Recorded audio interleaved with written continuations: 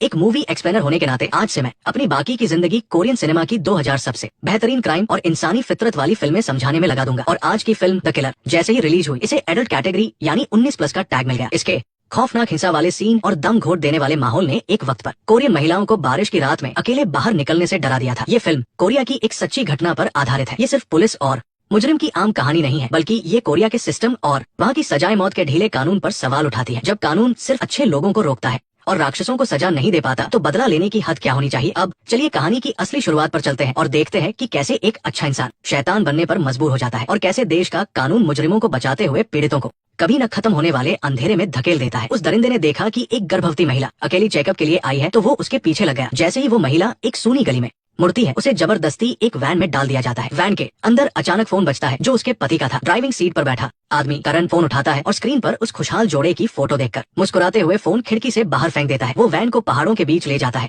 वहाँ वो डिग्गी से ड्रिल और आरी जैसे हथियार निकालता है। जब उस बेबस औरत का गर्म खून उसके हाथों पर लगता है, तो उसे एक अजीब सी घबराहट के बजाय सुकून और खुशी महसूस होती है। वो अपनी बाहें फैलाकर बारिश का स्वागत करता है और लाश के टुकड़े करने का आनंद लेता है। बारिश के पानी से खून धुलने पर उसे एक बीमार किस्म की संतुष्टि मिलती है। पिछले कुछ महीनों में दक्षिणी सियोल में कई जवान महिलाएं गायब हुई थी। उन सभी पीड़ितों में एक बात कॉमन थी, वे सभी लगभग 30 साल की खूबसूरत महिलाएं थी और बारिश के दिन गायब हुई थी। शहर में चर्चा थी कि कातिल काले रेनकोट वाला एक आदमी है, जो बारिश की रातों में निकलता है और अपना शिकार चुनता है। पुलिस ने इसके लिए एक टीम बनाई, लेकिन जांच कहीं नहीं पहुंच पा रही थी। एक महीना बीत गया, उन्हें कोई ठोस सबूत नहीं मिला। और भी अजीब बात यह थी कि किसी भी पीड़ित की लाश तक नहीं मिली थी। जल्द ही फिर से तेज बारिश का दिन आया। कातिल के पुराने तरीकों को देखते हुए लग रहा था कि वह फिर से हमला करेगा। चीफ ने डेविड और रोहन को गश्त पर जाने का हुक्म दिया। कई दिनों की थकान और कोई सुराग न मिलने की चिड़चिड़ाहट ने उन्हें थोड़ा ढीला कर दिया था। तभी करण अपनी गाड़ी लेकर सारा के कत्ल वाली जगह से भाग रहा था। फोन फेंकने के चक्कर में उसका ध्यान भटक गया। टक्कर लगने के बाद दूसरी कार का ड्राइवर नीचे उतरा और करण से बहस करने लगा, पर करण ने रेस दी और वहाँ से भाग निकला। उस ड्राइवर को ये बहुत अजीब लगा और उसने पुलिस को फोन कर दिया। पुलिस वालों को निर्देश भेज दिए। एक्सीडेंट की जगह के निशानों से लगा कि भागने वाली गाड़ी काफी डैमेज हुई होगी, पर वो बिना कुछ कहे भाग गया। ये बात डेविड को खटकी।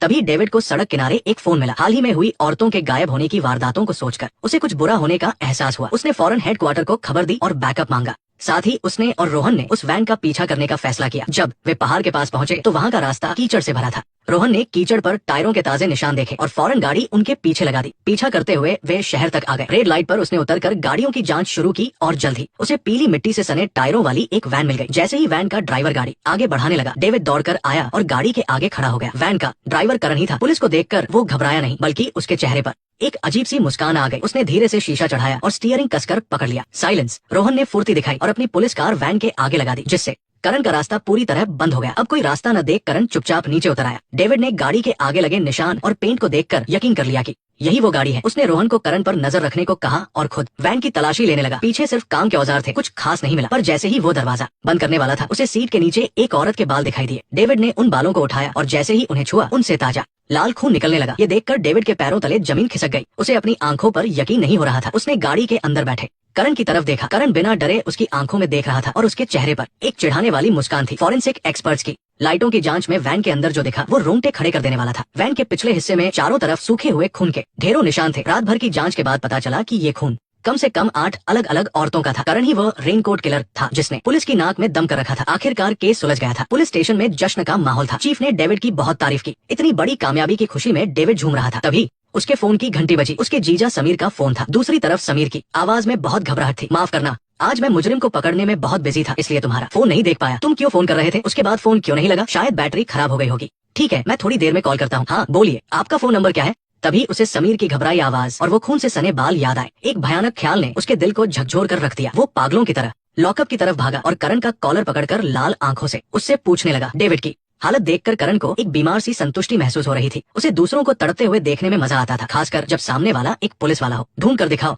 ये सुनकर डेविड पूरी तरह टूट गया। उसके साथियों को समझ नहीं आया कि वो अचानक आपा क्यों खो बैठा। उन्होंने उसे बाहर निकाला। डेविड बिना कुछ कहे अपनी कार लेकर बहन के घर की तरफ भागा। उसके मन में अभी भी एक उम्मीद थी कि सब ठीक हो, पर जब वो वहाँ पहुंचा तो रात के 10 बज रहे थे और उसकी बहन अब तक घर नहीं आई थी। अपने बेबस जीजा को देख डेविड खामोश रहा। वो बेडरूम में गया और अपनी बहन के तकिए के नीचे से उसका एक बाल उठाया और उसे सबूत वाली थैली में डाल दिया। समीर ने डेविड को इतना परेशान देखकर समझ लिया कि कुछ बहुत बुरा हुआ है और वो वही गिर पड़ा। रिपोर्ट जल्दी ही आ गई। सारा के बाल और वैन में मिले खून के सैंपल बिल्कुल मैच कर गए। ये साबित हो गया कि सारा करण की वैन में थी, लेकिन पुलिस ने कितनी भी कोशिश की, करण ने कुछ भी नहीं बताया। सारा के गायब हुए 10-12 घंटे बीत चुके थे और उसके बचने की उम्मीद कम होती जा रही थी। पूरी पुलिस फोर्स पहाड़ों और करण के घर के पास तलाशी में जुट गई। खोजी कुत्तों को करण के आंगन में कुछ अजीब मिला। पुलिस वालों ने फौरन खुदाई शुरू की। सिर्फ 10 सेंटीमीटर नीचे ही एक सड़ी गई औरत की खोपड़ी मिली। पहाड़ पर भी तलाशी कर रही पुलिस को कुछ मिला। डेविड भीड़ को हटाकर पागलों की तरह जमीन पर गिर पड़ा और अपने हाथों से मिट्टी खोदने लगा। जल्द ही उसे एक काला प्लास्टिक बैग मिला। वहाँ मौजूद हर शख्स की सांसें थम गई थी। डेविड ने कांपते हाथों से बैग खोला, लेकिन उसमें सिर्फ घर का कचरा था। डेविड हार मानने को तैयार नहीं था। वो रोते हुए पास में ही पागलों की तरह खोदता रहा। उधर घर पर इंतजार कर रहे समीर ने अपनी जिंदगी की सबसे काली रात का सामना किया। वो सारा की पुरानी फोटो देख रहा था और खुद को कोस रहा था कि उसने दिन में लापरवाही क्यों की, जानते हुए भी कि शहर में किडनैपिंग हो रही है। वो उसे लेने क्यों नहीं गया। तभी उसे सारा की एक फोटो मिली जिसमें वो प्रेगनेंसी किट पकड़े थी। उस फोटो में वो बहुत खुश थी। समीर को अचानक याद आया कि सारा ने फोन पर कहा था कि एक लाश और 2 जाने। दुनिया का ये सबसे दर्दनाक शब्द समीर के दिल के टुकड़े टुकड़े कर गया। साइलेंस। पहाड़ पर कुछ न मिलने के बाद डेविड वापस स्टेशन आया। वो पूछताछ वाले कमरे में घुसा और दरवाजा अंदर से बंद कर लिया। उसने करण को बुरी तरह पीटना शुरू किया, पर करण पर उस दर्द का कोई असर नहीं हुआ, बल्कि डेविड को बेकाबू देख वो और भी ज्यादा मुस्कुराने लगा। डेविड का हाथ रुक गया। उसे पता था कि सिर्फ करण को ही पता है कि उसकी बहन कहाँ है। गुस्सा इस मसले का हल नहीं था। ये सोचकर कि शायद उसकी बहन अभी जिंदा हो, वो बहादुर पुलिस वाला उस शैतान के सामने घुटनों पर बैठ गया और गिड़गिड़ाने लगा। मुझे माफ कर दो, मुझसे गलती हो गई, मैं बहुत जिद्दी था। साइलेंस। मैं डर गया हूँ। तुमने कहा था ढूंढ कर दिखाओ। चीफ, ऐसे तो कोई भी नहीं मिलेगा, बाकी सब मर चुके हैं। सब मर गए। करण को एक अलग ही जीत वाली खुशी महसूस हो रही थी। उसे अपनी घिनौनी करतूत के हर पल में मजा आ रहा था। शिकार का डर, पुलिस की हार और परिवार का दुख। डेविड की तड़प देखकर करण जोर से हंसने लगा। कुछ दिनों बाद पुलिस करण को दूसरी जगह दिखाने ले गई जहां उसने लाशें दबाई थी। वहां लोगों की भीड़ जमा थी। वे करण को गालियां दे रहे थे और उसे जान से मारना चाहते थे, लेकिन करण को इससे कोई फर्क नहीं पड़ रहा था। वो तो जैसे इस नफरत का मजा ले रहा था। अपनी पत्नी और बच्चे को खो चुका समीर भी उस भीड़ में था। उसका चेहरा एकदम शांत था। जैसे ही करण पुलिस की गाड़ी में बैठने के लिए मुड़ा, समीर चाकू लेकर उसकी तरफ झपटा, लेकिन वो पास पहुंच पाता उससे पहले ही पुलिस वालों ने उसे जमीन पर पटक दिया। करण ने पीछे मुड़कर उसे देखा। उसकी आंखों में जल्द ही जैक को कई लोगों की हत्या के जुर्म में अदालत में पेश किया गया। उसके कत्ल करने का तरीका बहुत खौफनाक था और उसे कोई पछतावा नहीं था। लेकिन जब जज ने उसे मौत की सजा सुनाई तो जैक मुस्कुराने लगा। उसे पता था कि कोरिया में मौत की सजा सिर्फ कहने के लिए है।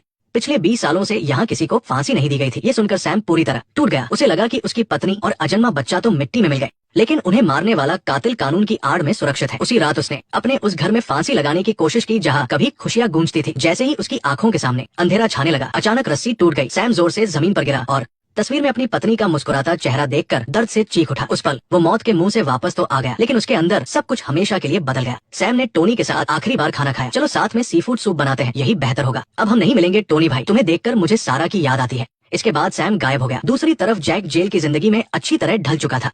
वो एक खूंखार शिकारी की तरह था। जेल की पहली ही रात उसने अपने साथ रहने वाले कैदी का कान चबा लिया। उसके बाद किसी की हिम्मत नहीं हुई उसके साथ रहने की। इस तरह उसे जेल में अकेले रहने के लिए एक शानदार कमरा मिल गया। फिर उसने दिन रात कड़ी कसरत शुरू कर दी। उसकी आंखों के सामने अक्सर उन औरतों के डरे हुए और रोते हुए चेहरे आते थे जिन्हें उसने मारा था। उठने का वक्त हो गया, जल्दी सो जाओ। ओए लड़के, क्या तुझे मेरी बात सुनाई नहीं दे रही? 3 साल बाद एक दिन इलाके का मशहूर गैंगस्टर रॉकी एक क्लब में मस्ती करते हुए रहस्यमयी तरीके से मारा गया। इकलौते गवाह को बस इतना याद था कि काले कपड़ों में एक आदमी पीछे से आया और पलक झपकते ही वार करके गायब हो गया। ये सब 10 सेकंड से भी कम समय में हुआ। किसी ने उसका चेहरा नहीं देखा। रॉकी के बाद उसका दाहिना हाथ डैनी गैंग का नया बॉस बन गया। पुलिस को शक था कि डैनी ने ही सुपारी देकर रॉकी को मरवाया है। टोनी ने डैनी से पूछताछ की पर कुछ हाथ नहीं लगा। मामला अटक गया तो टोनी ने रॉकी के पुराने दुश्मनों की पड़ताल शुरू की। रॉकी के अंतिम संस्कार की फुटेज देखते वक्त उसने एक ऐसा चेहरा देखा जिसे देख वो दंग रह गया। 3 साल से गायब उसका बहनोई सैम वहाँ मौजूद था। टोनी तुरंत सैम के घर पहुंचा जहाँ अब सिर्फ झाड़ झंखाड़ और सन्नाटा था। जैसे ही वो जाने लगा उसे दरवाजा खुलने की आवाज सुनाई दी। आने वाले ने जैसे ही दरवाजे पर गिरे हुए गमले को देखा उसे खतरे का एहसास हुआ और वो भागने लगा। टोनी ने उसका पीछा किया।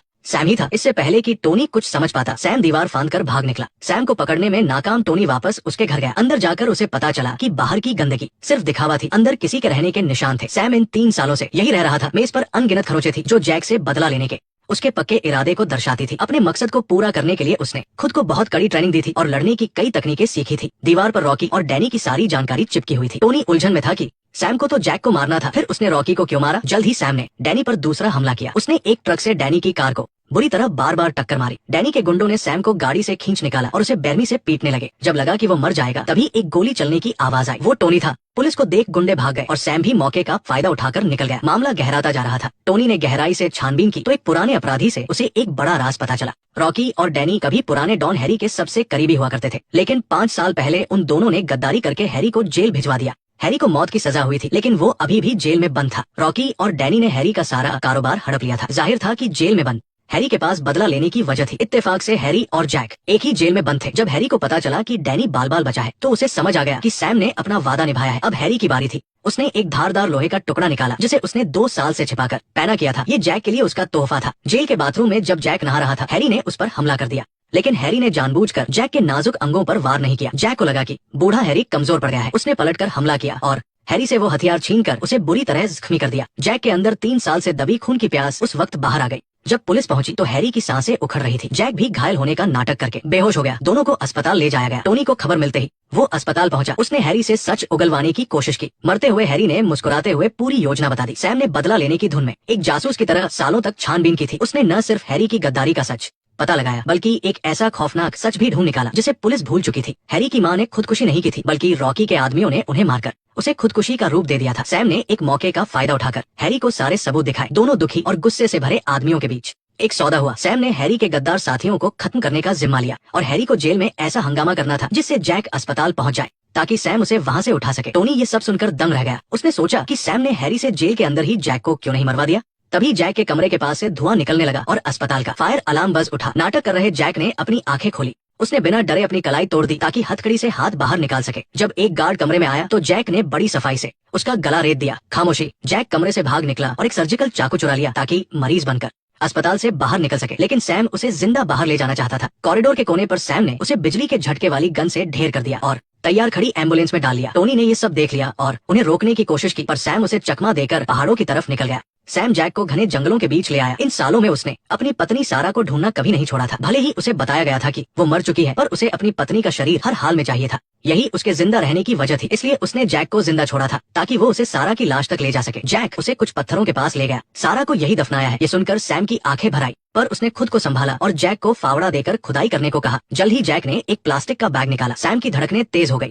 जैसे ही वो करीब आया एक भयानक मोड़ आया। वहाँ सारा की लाश नहीं थी बल्कि वो जगह थी जहाँ जैक ने अपने हथियार छिपाए थे। जैक ने अपनी रस्सियां खोल दी और बैग से एक ड्रिल मशीन निकालकर सैम के सामने आ गया। उसके चेहरे पर एक दरिंदगी भरी खुशी थी। खामोशी। सैम। इस वक्त सैम को अपने घावों की परवाह नहीं थी। उसे बस सारा के पास जाना था। वो अपनी पूरी ताकत लगाकर उस दिशा में रेंगने लगा जो जैक ने बताई थी। इन चंद मीटरों की दूरी को तय करने में उसे पूरे 3 साल लग गए थे। जैक ने कई घर तबाह किए थे। वो आज भी दूसरों को तड़पते देख सुकून पाने वाला शैतान था। तभी वहाँ टोनी पहुँच गया। जब वो सैम के पास पहुंचा तो सैम की हालत बहुत खराब थी। उसने अपनी आखिरी सांस लेते हुए टोनी से कुछ कहा और हमेशा के लिए आंखें मूंद ली। मरते दम तक उसे अपनी पत्नी की ही फिक्र थी। टोनी गुस्से से पागल हो गया। वो उठा और उसने जैक को जोरदार लात मारी और उसे पागलों की तरह पीटने लगा। तभी पुलिस की टुकड़ी वहाँ पहुंच गई। उन्होंने अपनी बंदूकें तान दी लेकिन निशाना उस कातिल पर नहीं बल्कि टोनी पर था जो उसे मार रहा था। उन्हें डर था कि टोनी कहीं जैक को मार न डाले। गुस्से में चूर टोनी ने पास से एक बड़ा पत्थर उठाया ताकि जैक का सिर कुचल सके। तुमने मुझे मार दिया। अगर तुमने ये किया मैं तुझे जान से मार दूंगा। लेकिन एक पुलिस वाले के तौर पर उसके असूलों ने उसे रोक लिया। उसने धीरे से पत्थर नीचे रख दिया। जैक ये देखकर जोर जोर से हंसने लगा। उसकी वो हंसी टोनी के दिल में जहर की तरह उतर गई। उसे एहसास हुआ कि अच्छे लोगों के लिए बने कड़े कानून ही बुरे लोगों को बचा लेते हैं। कमीने इंसान, तू एक नंबर का घटिया आदमी है। पुलिस ने जैक को बचा लिया। उसे अस्पताल ले जाया गया और ठीक होने के बाद वो फिर से उसी ऐशो आराम वाली जेल की कोठरी में चला जाता। लेकिन उन मासूम औरतों का क्या, उनके अपनों का क्या जो जीते जी नर्क में थे। टोनी ने अपने साथी पीटर की तरफ देखा। पीटर उसका इशारा समझ गया। उसने चुपचाप अपनी बंदूक टोनी की तरफ कर दी और चेहरा घुमा लिया ताकि वो इस गोली का गवाह न बने। गोली चलने की आवाज। गोली जैक के सिर के पार हो गई। मरते वक्त भी उसके चेहरे पर एक शैतानी मुस्कान थी। उसकी जिंदगी तो खत्म हो गई लेकिन टोनी को वो उम्र भर का दर्द दे गया। जैक ने मरकर भी अपनी जीत दर्ज की थी। उसने कानून की रक्षा करने वाले एक ईमानदार पुलिस वाले को भी अपने जैसा ही एक कातिल बना दिया था।